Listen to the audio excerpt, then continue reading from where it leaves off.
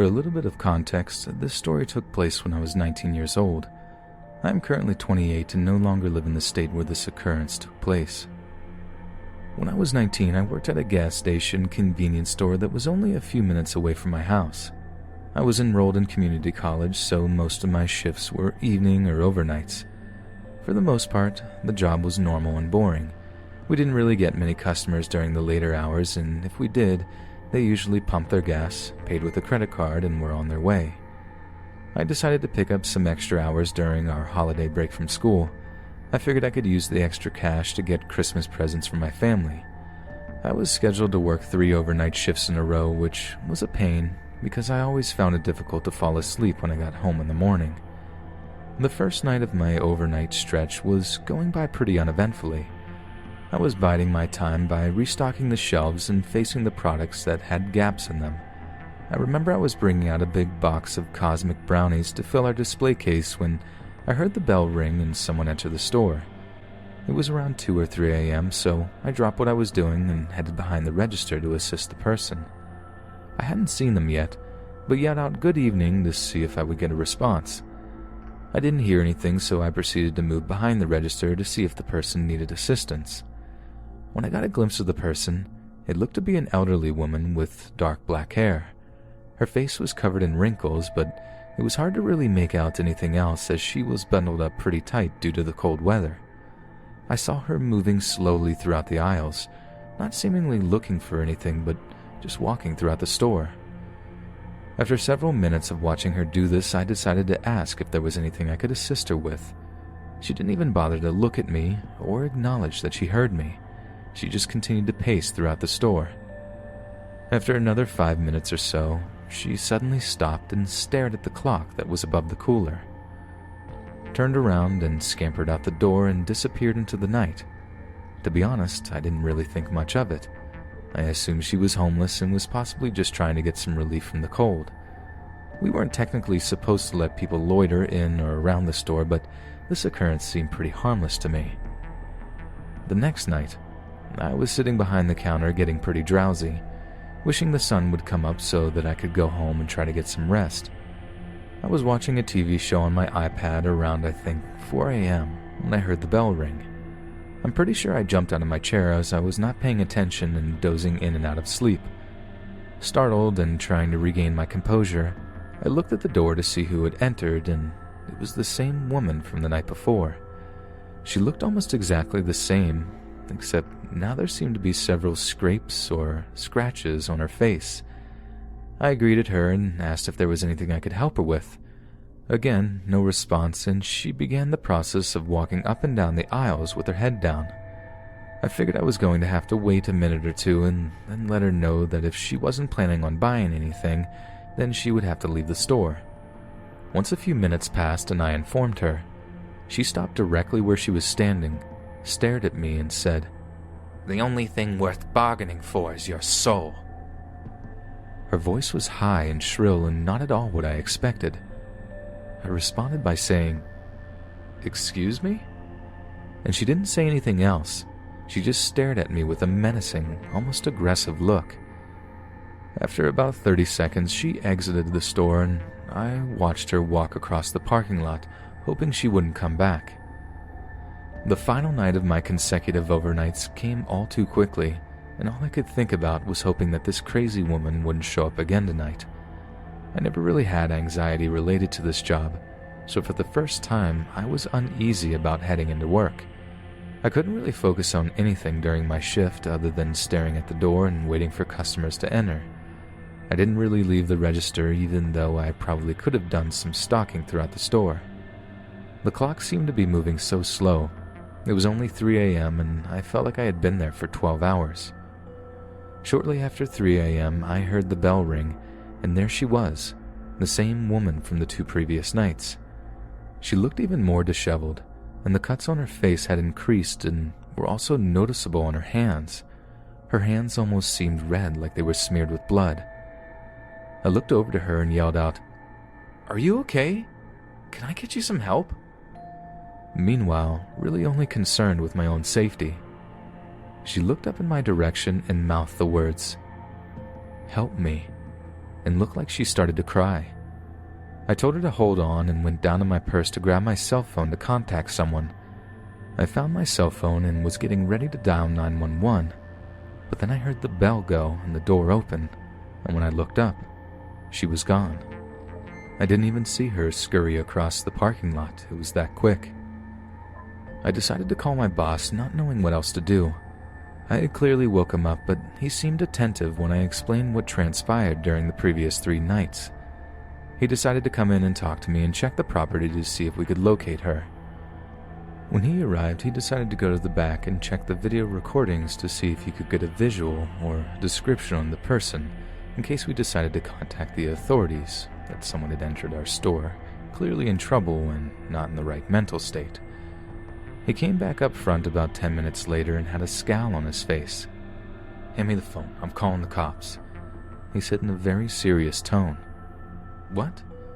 I asked, startled, slightly worried that she might be back. "Come look at this," he said, leading me back to the surveillance room. He proceeded to rewind the footage that was overlooking the back of the building, near the bathrooms. Upon playing it, I watched as the old woman walked onto screen, facing directly towards the store. Seemingly out of nowhere, her slow demeanor became explosive as she began aggressively thrusting her shoulders into the bricks of the building, falling to her knees and intermittently scratching at her face and the store. She proceeded in this psychotic state for nearly 2 minutes straight before she wandered off screen towards the front of the store and entering towards me. The timing lined up directly with when I remembered seeing her. I was in mild shock, with my hand over my mouth as my boss informed me about experiences he's had with various junkies in the past, explaining that some of them seemed borderline possessed without rhyme or reason for their actions. We ended up reporting the incidents and showing the footage to a few patrolmen, but there wasn't much they could do besides reassuring us that they'd keep an officer patrolling the area for the next couple evenings. The way that woman moved still baffles my mind, based on the difference when I saw her demeanor when she walked in. Looking back, her asking for help really made me wish there was something I could have done for her.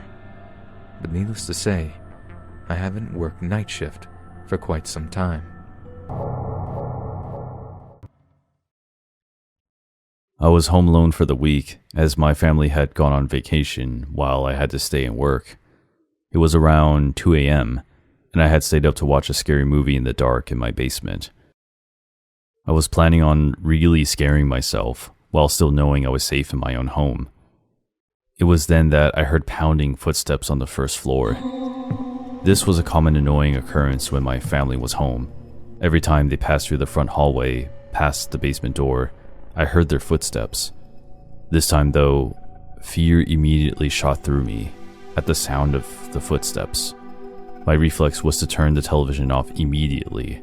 The basement door was up a flight of steps and around a corner, so whoever it was would not have seen any light.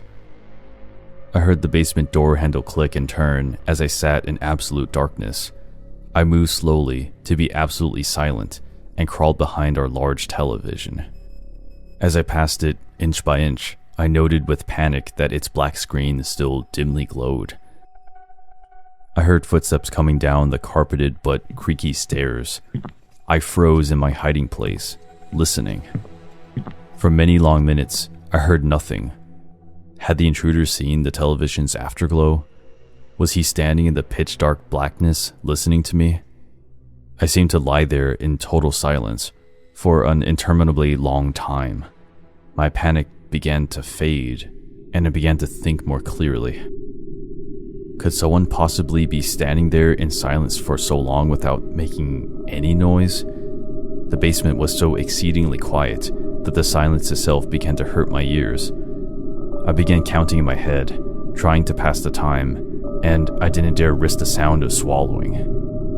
I reached 60 seconds multiple times, and by now my fear had faded, and I was more confused than anything. I estimated I'd been crouched in the absolute black for almost 2 hours, and still had heard nothing. If there was an intruder, none of this made sense. Finally, I decided I'd have to make a move. If I did nothing, eventually the sun would come up and shine in through the small basement windows, and worse, I began to smell something horrible and cloying.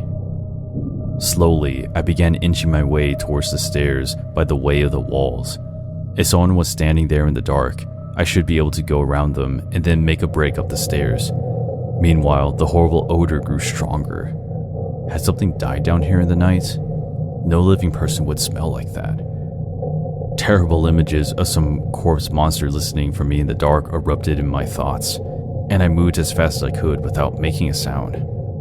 Just as I finally approached the stairs, there was an enormous clatter, as of something falling or collapsing on the floor. It was at that moment I leapt forward and crashed up the stairs, running out through the open basement door and my wide open front door. Now certain that someone was in my house, I called the police from my cell phone and watched my house from afar. The police came, checked inside the house, and then grimly came back out to question me. They found a body in the house, my elderly neighbor, who seemed to have died of a heart attack. Their belief was that I must have left the front door unlocked, and he must have wandered in my house while dying, looking for help. At first, I felt horrible, thinking that I had sat there in the dark while the old man literally died a few feet away. Then it occurred to me, what the hell was the loud noise of things falling? I asked the police and they confirmed the back door of my house had been left open as well, near a single bare footprint in the mud. Somehow, for some reason I'll never know, there was someone else in that basement with us, silent, waiting, and listening in the dark over the fresh corpse of an old man. My parents lived next door to a small red house. Our backyard faces the side of their house. At the front, there were always at least 3 cars parked outside. Oddly enough, in the 10 years I lived there, I never saw anyone enter or leave. Once, when I was 12, I saw shadows thrown against the far wall that was visible through one of the windows. When my sister moved out, I took her bedroom, a large, open, converted space in the basement, which had a door and an outdoor stairwell which led to the backyard. The door had a small window on it, which my sister had covered with a Pulp Fiction poster. I redecorated and replaced the poster with some of those sheer half-curtain things. The way the room was set up, if I was lying in bed or sitting on the couch, I was facing the door. When I first moved down there, I noticed that sometimes at night, I would hear the sound of leaves crunching in the stairwell. I thought it was my cat, who liked to roam the neighborhood. I had no reason to suspect otherwise until a few weeks later. One night, when my parents were away on business, my boyfriend and I were sitting on the couch, smoking. Suddenly, he got really stiff and was just staring at the window. I asked him what was wrong, and he said, "I just saw a camera flash." I kind of just laughed it off and brushed it off to him being high. Who would want a picture of 2 people getting stoned? Still, the seeds of paranoia had been sown, and it wasn't easy to get settled down for sleep that night. I kept looking at the gap between the curtains.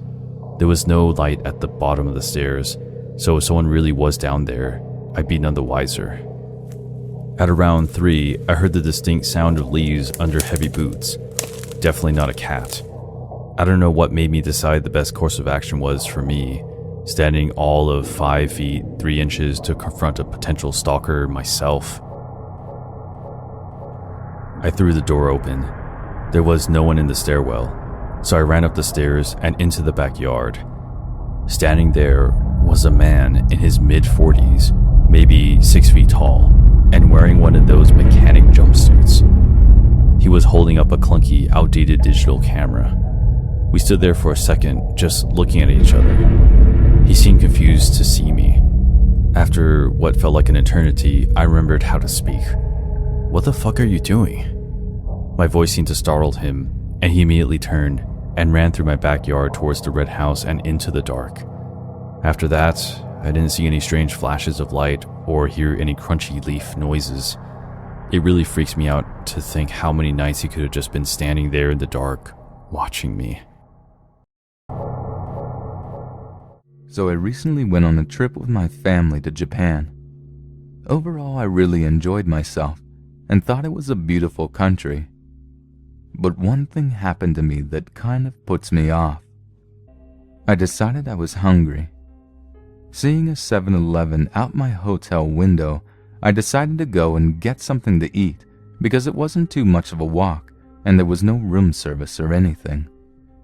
So I set off on my small journey to get some food. After buying some kebab things and a strange cake, I went to the small seating area to sit and eat because I was too tired to walk back yet. It was just me and an older Japanese man sitting behind me. I felt someone touching my hair. I turned around. He started trying to tell me how beautiful my hair was, but his English was terrible, so I just smiled and said, "Thank you." This was not uncommon, as I have strawberry blonde hair, and a lot of people in Japan seem to be fascinated with it. People always come up and touched it. I got back to eating, but soon after, the man moved next to me and started trying to talk to me again. To be completely honest, I sort of felt obliged to try and communicate because he seemed so cute and old and innocent. I just wanted to be nice. Bad idea. Shortly after, he starts saying short phrases in English. Incredibly sexual short phrases. His English seemed to have gotten better, and he continued to ask me for sex and tell me I was beautiful, and I was very uncomfortable at this point and got up and left the 7-Eleven. At this point, he decided it would be really cool and a fun idea to come with me. At this point, I just couldn't deal with his. I wanted to go back to the hotel and nap. I turned around and began cursing, telling him to leave me alone now. All of a sudden, he got this very angry look on his face and actually spat on me. I was so furious at this point that I turned around, ignored the pain in my stomach, and walked home so angrily I probably looked like a cartoon character. Last month I visited Japan again for an opening ceremony of a new hospital at Hokkaido. It was Chinese New Year and there were many visitors around, and there is a saying going, the more visitors, the more accidents.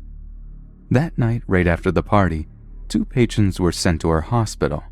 Car accident. It was due to the roads being slippery. The car lost control and spun 40 meters across the road and smashed into a tour bus. Luckily, there were no tourists inside or around the bus at the time, but the bus driver had his lower body crushed where the car had smashed. The driver of the car was an old man heading to a wedding ceremony. Information from the police said that he stepped on the brake too suddenly, that the rear tire slipped. Very unfortunately, the car driver died immediately. Meanwhile, the bus driver was rushed to do an immediate operation. We needed to observe him and decide whether or not to do another operation some days later when he awoke. We found that the bus driver's family had not arrived, and we realized that he was living alone and had no family. The bus driver didn't wake for almost a week. The doctor decided to do another operation since time was limited and they couldn't wait for him to decide. We had to think the best for any patrons. The operation did not go well. From the doctor's information, the patient was bleeding badly during the operation and the health condition of him was not so good. The man died that evening, making it the second death in our hospital. That night, when I went to tidy up the patient's room for the next day's use, I saw a person facing the wall, mumbling to the wall. I tried to go and ask him who he was, but I was stopped by a nurse whom had worked at the hospital for years. She pulled me over and told me never to speak to such people. I suddenly realized that the person I saw looked just like the injured bus driver. I may have just experienced the hospital's first ever ghost story.